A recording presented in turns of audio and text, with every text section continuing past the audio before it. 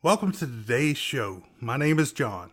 As always, you can subscribe to the show on Apple Podcasts, formerly known as iTunes, or follow the links to social media in the podcast show notes. So please subscribe when you're finished listening. You can also go to classicmovierev.com to read notes, bios, and other random movie thoughts. Today's movie is The Petrified Forest, 1936, and it's a strange one. It is often listed as a film noir, but it seems more like a mental breakdown set in the middle of a murder spree. It is widely considered to be a precursor to film noir, or, in the latest parlance, noir stained. The basic story is that a lonely waitress, a foreign drifter, and a few others are held hostage by a homicidal bank robber at a desert diner. With that being said, this Archie Mayo-directed crime drama is well worth the time spent watching it. I liked it, but I can't really tell you why. Perhaps it's just that Humphrey Bogart is so good as gangster Duke Mantee, who is channeling John Dillinger. IMDb.com rates this movie at 7.6 and 100% fresh on the tomato meter, so not too shabby. There are a couple of cultural subplots that I'll mention in the story. Quite a few of the actors we have talked about before, so let's go. Actors. Right, and I'm a Shakespearean actor. Bette Davis played the role of young waitress and dreamer Gabrielle, Gabby, Maple. I couldn't quite figure out how someone raised in the desert would have that accent. Davis was covered in episode 101, The Private Lives of Elizabeth and Essex, 1939. Humphrey Bogart played the hardened killer Duke Mantee. The great Humphrey Bogart was covered in episode 25, Sahara, 1943. Porter Hall played Jason Maple, the father of Gabby. Hall was first covered in episode 89, Ace in the Hole, 1951. Dick Foran had a small role as Bose Hertzlinger, a self-absorbed ex-jock. Foran was covered in episode 127, The Mummy's Hand, 1940. Leslie Howard played traveler Alan Squire. That mealy-mouthed Ashley Wilkes, how could he trifle with Scarlett's heart like that? Howard was born in England in 1893. He attended Dunwich College. I could make a joke, but I don't want the witches to get mad at me. He started working as a bank clerk until World War I broke out. He enlisted, but was released in 1917, being diagnosed as having shell shock. IMDb states that acting was recommended as therapy, but he had already appeared in a short movie in 1914. Anyway, he became a very popular stage actor. His first movie with sound was Outward Bound, 1930. He played the stereotypical Englishman in Never the Twain Shall Meet, 1931, and Smiling Through, 1932. This kind of stuck with him. Probably his second most famous movie was The Scarlet Pimpernel, 1934. Howard worked on the stage production of The Petrified Forest with a relatively unknown actor, Humphrey Bogart, playing the role of Duke Mantee. Studio head Jack Warner wanted Edward G. Robinson to play the role, but Howard used his influence and got Bogart the role that would make him a star. Robinson would have to wait until Key Largo 1948 to play an essentially Duke Mantee role, but with Bogart as the hero this time. Howard's most famous role was as Ashley Wilkes, a southern fool who believed they could maintain their life of leisure at the cost of others' enslavement in Gone with the Wind, 1939. See, in Hollywood, they will always cast an Englishman to play a Southerner. When World War II broke out, Howard did everything he could to support the war effort. This included films, talk, radios, and articles. In 1943, he was flying from Spain to England in a civilian aircraft when Nazi fighters shot him down. Damn Nazis. In 50 years, Howard performed in 6 films that were nominated for Best Picture. Gone with the Wind 1939 was the only one to win. Genevieve Tobin had a small part as Mrs. Chisholm. Tobin was born in 1899 in New York City. I'm walking here! I'm walking here! Her family was in show business and she started acting very early and was in a short, Uncle Tom's Cabin, in 1910. She worked on Broadway in her 20s. She began working in comedies and did well through the early 1940s. Her films include A Lady Surrenders, 1930, Free Love, 1930, 1 Hour with You, 1932, Goodbye Again, 1933, Kiss and Make Up, 1934, The Goose and the Gander, 1935, and her last film, No Time for Comedy, 1940. Then she left film for a private life. She died in 1995. Joe Sawyer played gangster Jackie. Sawyer was born in 1906 in Canada. When he became interested in a film career, he moved to California and began studying at the Pasadena Playhouse. He had the tough guy looks, and these were the roles he was most often given. On the advice of his teacher, he traveled to New York and worked on Broadway. A lucky marriage got him into films. Sawyer's film debut was in 1931. In over 4 decades, he was in hundreds of movies, including College Humor 1933, College Rhythm 1934, The Westerner 1934, The Informer 1935, Pride of the Marines 1936, Black Legion 1937, The Petrified Forest 1936, The Grapes of Wrath 1940, They Died with Their Boots On 1941, Sergeant York 1941, Tarzan's Desert Mystery 1943, Gilda 1946, It Came from Outer Space 1953, North to Alaska 1960, and How the West Was Won 1962. Sawyer was talked into taking this last role by his buddy John Wayne. Sawyer died in 1982. Charles Grapeman played crazy Grandpa Maple. We have covered a lot of coots, but this role was a coot's coot. Grapeman was born in 1869 in Ohio. He began performing in the circus at a young age. He started doing stock acting sometime around 1900, but did not become a regular film actor until the age of 60. He specialized in playing old coots. He was in over 100 films, but his best known are The Petrified Forest 1936, The Good Earth 1937, his best known role is Uncle Henry in The Wizard of Oz 1939, Grandpa Joad in The Grapes of Wrath 1940, and Tobacco Road 1941. He died in 1956. Story. Let me explain. No, there is too much. Let me sum up. The movie begins with a man walking along a desert road. The cars casually pass by him as he signals for a ride. This is the kind of place where you could easily die if you don't have enough water along.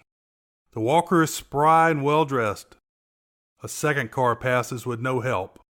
A car with an overheated radiator pulls into the Petrified Forest barbecue located in Black Mesa, Arizona, near the Petrified Forest, a combination gas station, restaurant, and housing compound. It slightly resembles the restaurant/gas station in Ace in the Hole 1951. When the driver asks for water, he is told he can get it himself by a slightly hostile Jason Maple, Porter Hall. Jason then reminds him that they should get gas, but he has to holler for his hand, the football-obsessed Beau's Dick Foran. Inside, 2 men are arguing about the state of the country. Grant Maple, Charles Grapeman, joins the conversation and talks about how tough you had to be in the old days to live here. He even says that Billy the Kid shot at him when the kid was drunk. Gramp says the first message sent over the first wire was God Save the Republic. The man says the message needs to be sent again because the Republic is in trouble. Note, this is during the height of the Great Depression. Jason gets indignant with the men criticizing America. I climb poles to put up wires so that some broker in New York can call some guy in Los Angeles and tell him he's been wiped out. Say, are you the fellow that took a shot at Billy the Kid? I never took no shot at Billy the Kid. No, I had too darn much sense. You know the first message that was sent over that wire? It said, God save the Republic. You'd better send that message through again, Pop, because the Republic's in bad need of saving. That'll be 55 cents apiece. A fine excuse for Republic we got. A fine excuse for law and order. Did you read about that gangster massacre in Oklahoma City yesterday? Now, there's an example. Our government's nothing but a gangster's joke. There's just one remark I want to pass to you, brother. Just be careful how you talk about the United States of America. After the men leave, Gramp and his son Jason get into a row about Jason driving a truck during the Great War. Jason feels sorry for himself having such a small business in the desert. Jason's daughter, Gabby, Betty Davis, comes in from the back and tells them that the homicidal killer Duke Mantee is heading their way. Crazy old Gramp roots for Mantee. Gee whittaker, ain't that great? Look, Ain't what great? Duke Mantee and his gang of bandits are right around here someplace. Look, there's his picture. Jason says he has to leave to get ready for the Black Horse Vigilante meeting. The mailman confirms that Mantee is heading in their direction. When Gabby goes outside to read, Bose loses interest in football. He kisses her and is much more aggressive than is considered proper nowadays. She is clearly not interested, and he won't let up. Her voice is really accented wrong for the desert location. He grabs her again and kisses her again. She pulls away just as the walking stranger arrives. He is English hobo Alan Squire, Leslie Howard. Alan asks to order food. Bose won't let up as Gabby goes inside. Today's special. Tell me, just what is a barbecue? Well, here it's a hamburger sandwich with vegetables on the side. It's always today's special. It's pretty good. Tis, eh? Unless we have a sandstorm. Gabby is thunderstruck by Alan. His greatest qualification? He's not from Black Mesa, Arizona. Alan is only vaguely interested in making it to the Pacific Ocean, but when he sees that Gabby is reading French poetry, he is more interested in her. Alan is accosted by Jason and Gramp. Gramp is super excited about Duke Mantee coming, and Jason says his militia group can handle him. Jason leaves in his World War I uniform, and Gabby has to keep Gramp out of the whiskey. There are bottles of Apache beer on the table. Gabby dolls up and sends Gramp away to get his supper. Gabby reveals that her mother is French, but left Black Mesa to return to France. Gabby is waiting for Gramps to die so she and her father can sell the place and she can go to France. Alan tells that he is a bit of a gigolo, but his true writer never came out. Alan and Gabby go up to the roof to see her paintings. Alan thinks she has a unique style. Bose is not happy. Alan says he is an intellectual and that class has created the chaos in the world by trying to tame nature. Gabby also tells Alan that Gramps has $22,000 that she will inherit. She invites Alan to stay and work and eventually go to France with her. Alan, there's something very appealing about you. Appealing, eh? Yeah, that's been my downfall. Listen, do you know how much money Gramps got sold away in the bank at Santa Fe? $22,000 in Liberty bonds. Really? And it's all will to me. I guess we could go pretty far on that. Oh, too far. And then when we got to France, you could show me everything. Well, that's a startling proposal, Gabrielle. I hadn't expected to receive anything like that in this desert. Oh, we'd have to wait, maybe years, but I could get Bose fired and give you the job in the gas station. Alan gets ready to leave, but asks for a kiss. They are stopped short by Bose.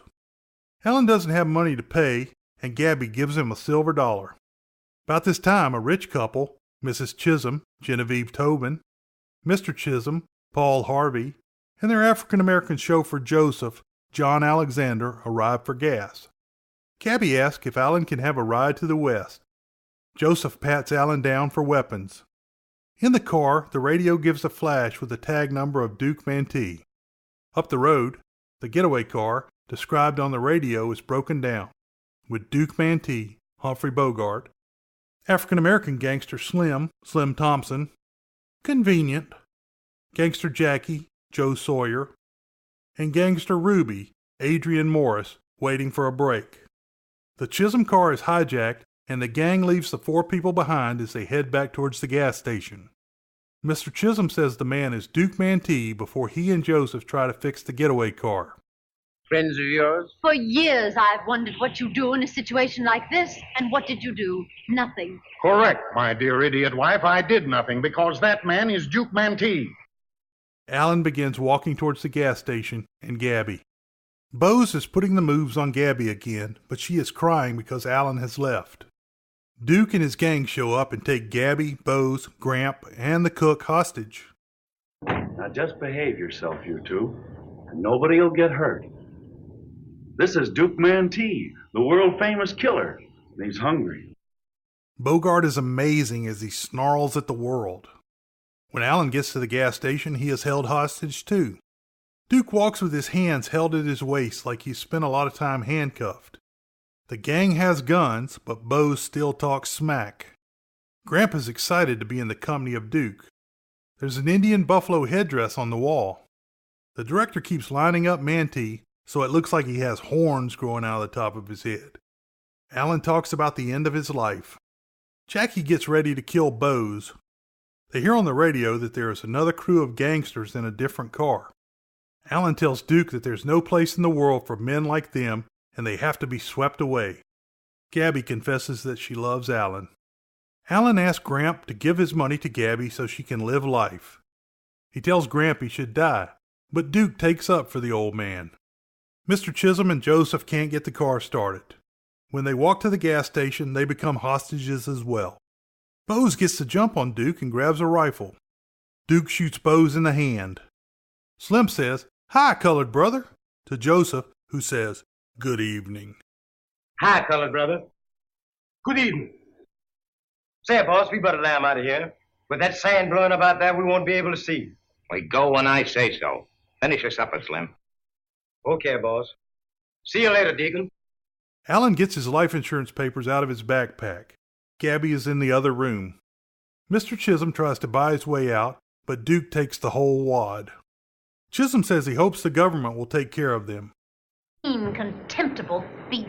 Quiet, Edith.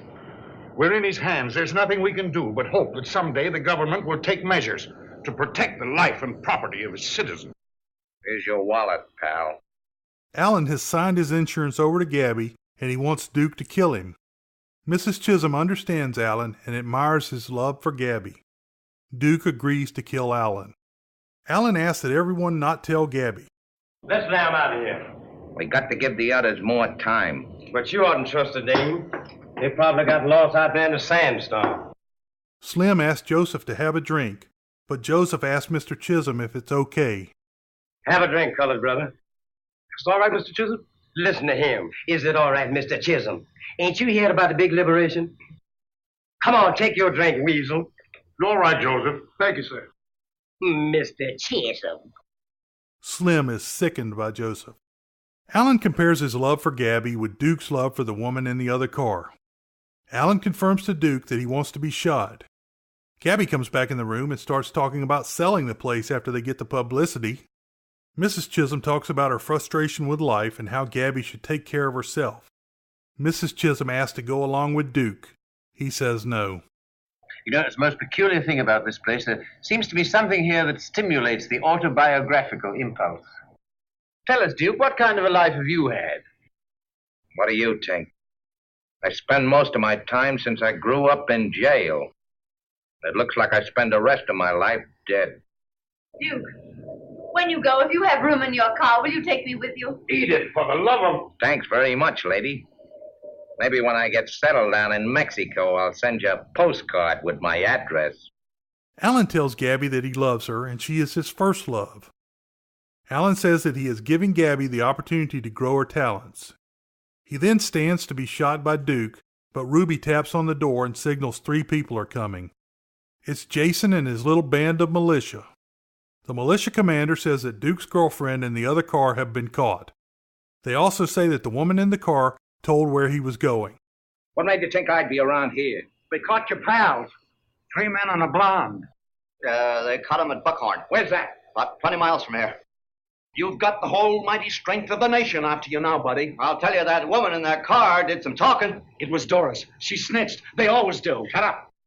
They'll get you. She has snitched. Come on, Duke. Don't listen to them, Duke. Come on, boss, we all did. The law's closing in on you. What's the matter with you, Duke? Do something. Shut up! Shut up!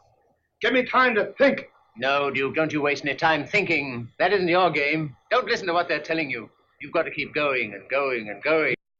Duke finally decides it's time to leave. Alan asks again to be killed. A cop car pulls up and Ruby starts shooting. Ruby is sent to the back of the room behind the bar. The cops have Thompson machine guns.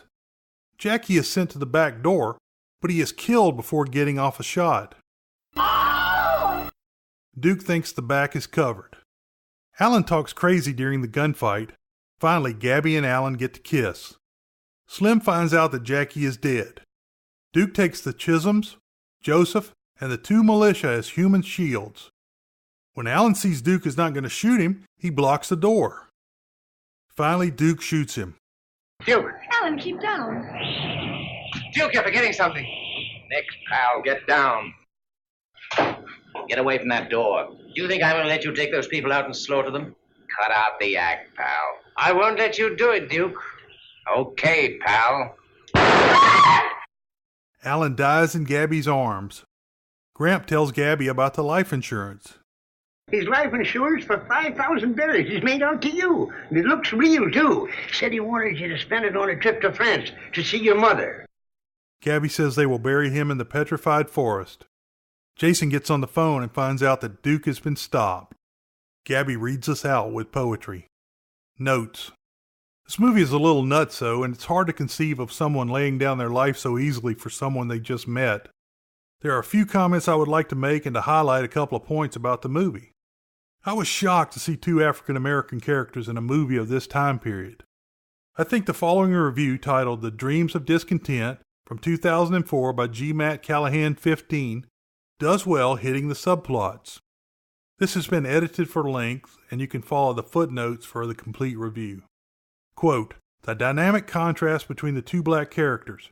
Joseph is virtually the embodiment of the pre-60s Hollywood stereotype, a meek, shuffling, subservient chauffeur who always looks to his wealthy boss for paternalistic approval. Slim is clearly a liberated, autonomous, independent soul who offers his opinion on his own accord while mocking his colored brother for his subservience. He's almost a figure out of 1966 rather than 1936. Unquote. I can't help but think the 10 soldiers of the Black Horse Militia represent a feckless America not ready for World War II. Having won World War I, many people believed that war was over forever, and they returned to America with a feeling of promise. But they were met with a world thrown into chaos by investors and bankers and speculators. The world was not of their making, but they paid the price. G. Matt Callahan 15 sums it up well with, quote, eager willingness to voice criticism of wealth, power, authority, and inequality in America, in speaking of the exploitation of workers, the snobbery of corporatism, the repression of women, black, artists, and literary poets, the reign of gangland criminals, the American government's complicit abuse of power, and the loss of individuality in an increasingly meek age, unquote. Alan wanting to be buried in the Petrified Forest makes me think that the forest is a metaphor for America at the time, which seemed past its purpose. World famous short summary. Couple has a rough first and last date. I hope you enjoyed today's show. I really appreciate you spending the time listening. You can connect to social media and email on my site at classicmovierev.com. There are links in the podcast show notes as well. Remember, the show is completely free and independent. All that I ask is that you jump over to Apple Podcast and give me a review. It really helps the show get found. Beware the Moors.